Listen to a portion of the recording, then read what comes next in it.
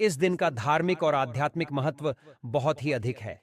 मान्यता है कि इस दिन माता महालक्ष्मी देवलोक से पृथ्वी पर आती हैं और अपने भक्तों पर कृपा बरसाती हैं। खास तौर से जो लोग इस दिन घर की छत या आंगन में खीर बनाकर रखते हैं, उस खीर में माता लक्ष्मी अमृत की वर्षा करती हैं। कम ही लोग जानते हैं कि शरद पूर्णिमा की तरह कार्तिक पूर्णिमा में भी खीर बनाना अत्यंत शुभ और लाभकारी होता है। इसलिए इस दिन को कार्तिक पूर्णिमा या देव दिवाली के नाम से भी जाना जाता है। इस दिन भगवान विष्णु और माता लक्ष्मी की पूजा से उनके आशीर्वाद और कृपा प्राप्त होती है। पंचांग के अनुसार कार्तिक माह की पूर्णिमा सबसे बड़ी और विशेष मानी जाती है। इस दिन दान देने और खीर का भोग लगाने का महत्व भी बेहद अधिक है। शास्त्रों में लिखा है कि खीर का भोग माता लक्ष्मी को इतनी आकर्षित करता है कि वे बिना समय गवाए आपके घर आती हैं और अपनी कृपा बरसाती हैं। कार्तिक पूर्णिमा की तिथि 15 नवंबर को सुबह 6:19 से शुरू होकर 16 नवंबर को रात 2:01 तक चलेगी। उदया तिथि के अनुसार इस दिन का पर्व 15 नवंबर शुक्रवार को ही मनाया जाएगा। दोस्तों, आज का यह वीडियो आपके लिए बहुत ही लाभकारी होने वाला है, क्योंकि इसमें हम आपको कार्तिक पूर्णिमा के दिन किए जाने वाले कुछ असरदार उपाय बताएंगे जो आपकी जिंदगी को बदल सकते हैं। चाहे आपके जीवन में धन की कमी हो, सेहत में कोई परेशानी हो या संतान से जुड़ी समस्याएं हों, इन उपायों को अपनाकर आप इन समस्याओं से छुटकारा पा सकते हैं। इसके अलावा हम एक ऐसी चमत्कारी चीज के बारे में भी बताएंगे जिसे कार्तिक पूर्णिमा की खीर में डालकर चंद्रमा की रोशनी में रखा जाता है। इसी वजह से इस दिन खीर का इतना महत्व होता है। इस चीज के बारे में स्वयं गुरुदेव ने अपनी एक वीडियो में बताया है, इसीलिए इस वीडियो को ध्यान से अंत तक जरूर सुनें। दोस्तों, कार्तिक पूर्णिमा के दिन भगवान श्री कृष्ण, चंद्रमा और भगवान शिव की पूजा का भी महत्व है। पौराणिक मान्यताओं के अनुसार कार्तिक पूर्णिमा की रात को भगवान श्री कृष्ण ने ब्रज में गोपियों के साथ रास लीला की थी। उनकी बांसुरी की मधुर धुन सुनकर सभी गोपियां मंत्रमुग्ध होकर मथुरा से वृंदावन चली आई थीं। कहा जाता है कि उनकी बांसुरी की धुन से देवी देवता भी मोहित हो जाते थे। भगवान शिव जी, जिन्हें पौरुष का प्रतीक माना जाता है, भी इस धुन से मोहित हो गए और वृंदावन पहुंच गए। लेकिन द्वारपालों ने उन्हें रोक दिया और कहा कि यह रास लीला केवल गोपियों के लिए है। तब भगवान शिव को गोपी का रूप धारण करना पड़ा। शास्त्रों में कहा गया है कि इस दिन रात में सोना नहीं चाहिए, क्योंकि मां लक्ष्मी स्वयं वर और अभय लेकर घूमती हैं।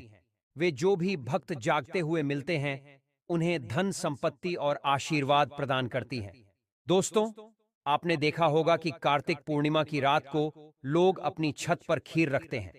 मान्यता है कि इस रात आसमान से अमृत की वर्षा होती है और माता लक्ष्मी खीर खाने आपके घर अवश्य आती हैं।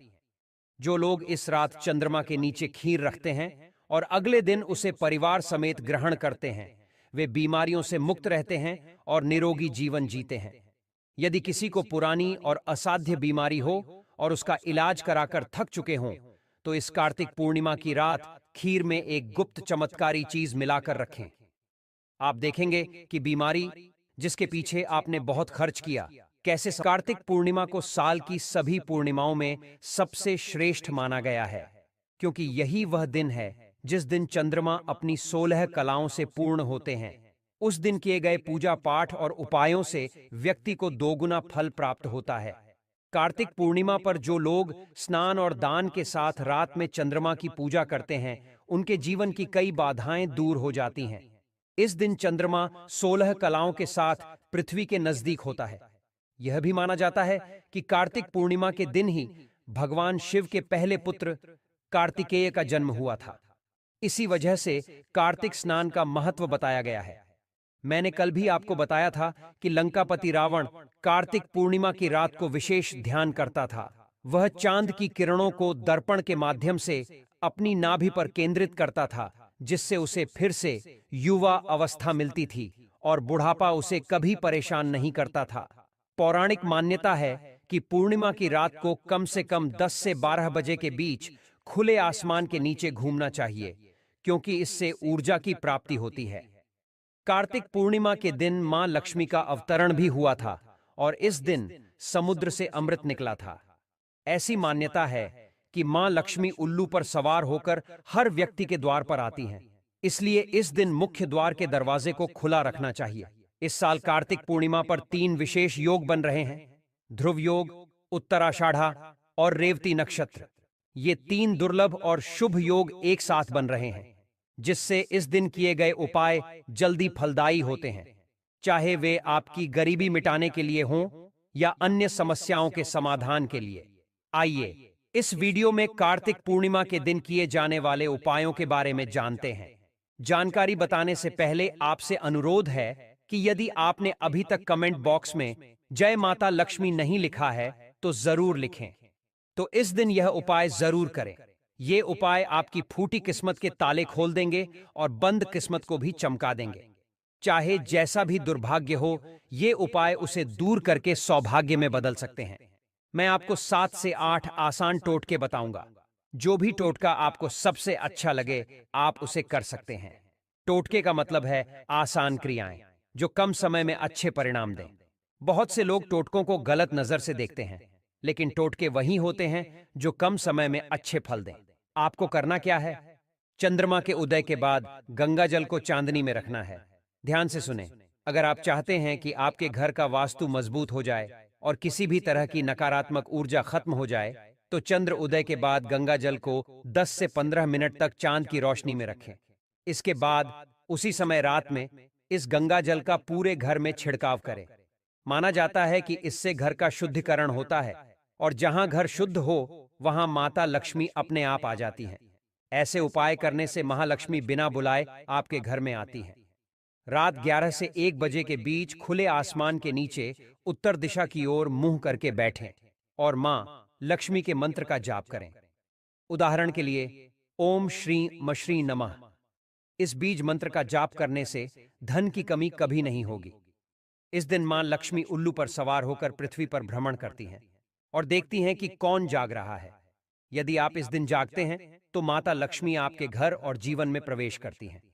यह भी माना जाता है कि कार्तिक पूर्णिमा की रात को यदि कोई व्यक्ति चांद को एकटक निहारता है और अपनी पलकें नहीं झपकाता, तो उसकी दृष्टि गिद्ध जैसी तेज हो जाती है। जिन लोगों को आंखों की रोशनी की समस्या होती है या जो दूर की वस्तु साफ नहीं देख पाते, उनके लिए यह उपाय बहुत लाभदायक है। इस दिन 16 कलाओं से युक्त चंद्रमा की कृपा से आंखों की रोशनी बढ़ती है। अगर कोई व्यक्ति देव दीपावली पूर्णिमा से कार्तिक पूर्णिमा तक रोज शाम के समय तुलसी के नीचे या खुले आसमान के नीचे दीपक जलाए, तो उससे दुख और दरिद्रता का नाश होता है। ऐसा हमारे पुराणों में लिखा है कि कार्तिक पूर्णिमा के दिन मां लक्ष्मी की विशेष पूजा अर्चना जरूर करनी चाहिए। यह माना जाता है कि जो लोग इस दिन मां लक्ष्मी की विशेष आराधना करते हैं और उनके पसंदीदा वस्त्र जैसे कौड़ी, गोमती चक्र, कमल गट्टा, हत्था जोड़ी, सियार सिंकी आदि को पूजा में शामिल करते हैं, वे लक्ष्मी की कृपा प्राप्त करते हैं। इन तांत्रिक वस्तुओं को इस दिन खुले आसमान के नीचे रखकर पूजा करने से ये जागृत हो जाती है और लक्ष्मी की तरह ही फल देती हैं। जब तक ये वस्तुएं आपके घर में जागृत अवस्था में रहती हैं, तब तक धन की कमी नहीं होती। यह भी कहा जाता है कि इस दिन सभी चीजों में मां लक्ष्मी का वास होता है, क्योंकि इस दिन मां लक्ष्मी का प्रादुर्भाव हुआ था। इस कारण हर वस्तु में उनका निवास माना जाता है। अगर आप मां लक्ष्मी को जल्दी प्रसन्न करना चाहते हैं, तो इस दिन गुलाब के फूल जरूर इकट्ठा करें। रात 12 बजे के बाद मां लक्ष्मी की प्रतिमा या उनकी तस्वीर के सामने 8 लाल गुलाब के फूल अर्पित करें। इस उपाय से बड़ी मनोकामना पूरी होती है। यह भी मान्यता है कि कमल के फूलों की तुलना में मां लक्ष्मी गुलाब के फूल से अधिक प्रसन्न होती हैं। जिस घर में इस दिन गुलाब का इत्र छिड़का जाता है और लाल गुलाब के फूल चढ़ाए जाते हैं, वहां मां लक्ष्मी मनोकामनाओं की पूर्ति करती हैं और धन समृद्धि प्रदान करती हैं। पूर्णिमा की रात मां लक्ष्मी की पूजा अवश्य करें और अपने घर के दरवाजे बंद न रखें। इस दिन मां लक्ष्मी घर में प्रवेश करती हैं और आपको 4 मुख वाला दीपक जरूर जलाना चाहिए। माना जाता है कि जिस घर में कार्तिक पूर्णिमा की रात 4 मुख वाला दीपक जलाया जाता है, वहां धन, सुख और समृद्धि आती है। हिंदू धर्म में मां लक्ष्मी को हमेशा साफ सफाई से जोड़ा गया है। ऐसा कहा जाता है कि जिस घर में साफ सफाई होती है, वहां सुख, समृद्धि और धन स्वतः ही आकर्षित होते हैं। घर की सफाई के लिए इस्तेमाल की जाने वाली झाड़ू में भी मां लक्ष्मी का वास माना जाता है, इसलिए इसे लक्ष्मी का स्वरूप कहा गया है। अगर आप झाड़ू का अपमान करते हैं या गलती से पैर से छू देते हैं, तो यह घर में दरिद्रता लाता है। हमारे धर्मशास्त्रों में कहा गया है कि कार्तिक पूर्णिमा के दिन अगर कोई व्यक्ति नए झाड़ू खरीद कर लाता है और इसे लक्ष्मी के रूप में मानकर पूजा करता है, तो यह झाड़ू घर से सभी नकारात्मकता और दरिद्रता को दूर करने में मदद करती है। जैसे झाड़ू कचरे को बाहर निकालती है, वैसे ही यह गरीबी और दुखों को भी बाहर निकालने का प्रतीक है। सभी दर्शकों से मैं कहना चाहूंगा कि इस दिन नए झाड़ू जरूर खरीदें। झाड़ू हमेशा जोड़े में खरीदें और इसे घर की उत्तर दिशा में रखें। ऐसा माना जाता है कि उत्तर दिशा देवताओं और मां लक्ष्मी की दिशा होती है और धन के आवागमन की दिशा मानी जाती है। दक्षिण दिशा में झाड़ू रखने से बचें, क्योंकि इससे पैसे का नुकसान होता है और धन घर से बाहर चला जाता है। इसलिए इस दिन नए झाड़ू जरूर खरीदें। साथ ही 4 मुख वाला दीपक पूरी रात जलाएं और अपने घर का दरवाजा बंद न रखें। उसे खोल कर रखना चाहिए, क्योंकि इस दिन मां लक्ष्मी हर व्यक्ति के द्वार पर आती हैं। जो घर खुला रहता है, वहां बिना बुलाए प्रवेश कर जाती हैं। अब हम आपको एक खास चमत्कारी उपाय के बारे में बताने जा रहे हैं, जिसे आपको पूर्णिमा की रात खीर में डालकर चंद्रमा की रोशनी में रखना है। दोस्तों, जब आप पूर्णिमा की रात खीर बनाएं, तो उसमें इलायची जरूर डालें। इलायची मां लक्ष्मी का प्रतीक मानी जाती है और इसे खीर में डालने से आपको मां लक्ष्मी की विशेष कृपा प्राप्त होती है। चलिए, अब हम अगले उपाय के बारे में जानते हैं। कार्तिक पूर्णिमा का यह दिन बहुत खास होता है। कई बार बड़े बड़े पूजा पाठ, अनुष्ठान और यज्ञ से भी हमारी मनोकामनाएं पूरी नहीं होती, लेकिन इस दिन एक छोटा सा उपाय करने से आपकी मनोकामना पूरी हो सकती है। बहुत से लोगों ने इस उपाय को किया है और उन्हें इसका फल भी मिला है। अगर आप भी इस उपाय को करना चाहते हैं, तो इसे अच्छे से समझकर करें। इससे आपको अवश्य ही लाभ मिलेगा। इस उपाय को करने से आपके तो दोस्तों, अब जानते हैं कि 15 नवंबर 2024 कार्तिक पूर्णिमा के दिन इस हल्दी वाले उपाय को कैसे करना है, किसे करना है और किस समय करना है और कहां करना है। इन सभी सवालों के जवाब आपको इस वीडियो में मिल जाएंगे। अब दोस्तों, इस हल्दी वाले उपाय को कहां करना चाहिए, घर में या मंदिर में? तो ध्यान रखें, इस उपाय को घर के मंदिर में और तुलसी के पौधे के पास करना सबसे अच्छा होता है। अगर आपके घर में तुलसी का पौधा नहीं है, तो इसे मंदिर में भी किया जा सकता है, लेकिन घर पर करना अधिक शुभ माना जाता है। अब 1 या 2 चुटकी शुद्ध पिसी हुई हल्दी लें और इसे एक लोटे पानी में डालें। इस तरह आपका यह मिश्रण तैयार हो जाएगा। फिर इस लोटे पानी को लेकर अपने घर के तुलसी के पौधे के पास जाएं। अगर आपके घर की छत पर तुलसी का पौधा है, तो वहां जाएं। इस पानी को तुलसी के गमले के पास गोल गोल घुमाते हुए समर्पित करें। ध्यान रखें कि पूर्णिमा के दिन तुलसी के पौधे को न छुएं और न ही उसमें पानी डालें। आपको बस पौधे के पास इस पानी को चढ़ाना है। जल चढ़ाते समय ओम नमो भगवते वासुदेवाय या ओम धनदात्री नमः मंत्र में से किसी एक का जप करें। यह मंत्र कम से कम 11 बार या 108 बार तक दोहराएं। इसके बाद वहीं तुलसी के पौधे के पास बैठकर अपने जीवन में चल रही धन संबंधी समस्याओं या घर के झगड़ों के समाधान के लिए प्रार्थना करें। परिवार में अगर हमेशा झगड़े और अशांति की स्थिति बनी रहती है, तो इन समस्याओं का समाधान पाने के लिए आपको माता तुलसी और भगवान नारायण से प्रार्थना करनी चाहिए। फिर आप वापस आ सकते हैं। यह एक छोटा सा उपाय है, लेकिन अगर आपने इसे पूर्णिमा के दिन किया, तो यकीन मानिए कि आपको भगवान श्री हरि विष्णु और माता तुलसी का वह आशीर्वाद प्राप्त होगा, जो बड़े बड़े अनुष्ठानों के बाद भी कई लोगों को नहीं मिलता। अब बात करते हैं अगले उपाय की।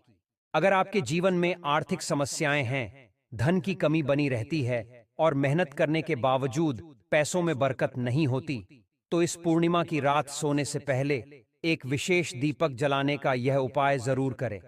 यह उपाय साल में सिर्फ एक बार पूर्णिमा तिथि पर ही किया जा सकता है, इसलिए इस उपाय को पूरी तवज्जो